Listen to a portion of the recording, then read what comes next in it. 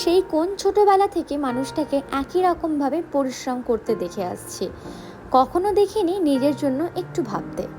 কম বয়সে যেমন দাপটে ছিল তেমনি ছিল সুন্দরী। কার কথা বলছি? আরে আমার মায়ের মাতাশ্রী, মানে আমার দিদুন। এই সপ্তাহ দুয়েক আগে দিদার চোখের একটা অপারেশন হয়েছিল, তাই আজ আমার দায়িত্ব পড়েছে দিদুনকে নিয়ে চোখের চেক আপে যাওয়ার জন্য, তাও আবার হাওড়াতে।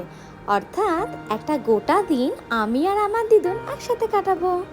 একটা সময় ছিল যখন আমি ছোট ছিলাম, আমার দিদুন আমাকে নিয়ে কখনো বনগাঁ, বর্ধমান, হুগলি বিভিন্ন জায়গায় ট্রেন বাস ঝাঁপিয়ে আমায় নিয়ে ঘুরে বেড়াতো। কিন্তু এখন সময়টা একটু বদলেছে, দিদার অনেকটা বয়স বেড়েছে। আজকে বুঝলাম উনি একা একা এখন আর যাতায়াত করতে পারে না। তবে আজকে গোটা দিন এত ভালো ওয়েদারে দিদার সাথে সময় কাটিয়ে অনেকটা ঘোরাফেরা করে কিন্তু অনেক ভালো লাগে। তো আমি ভগবানের কাছে প্রে করি দিদার সাথে এরকম আরও সুন্দর সুন্দর মুহূর্ত আমি যাতে স্মৃতি করে রাখতে পারি।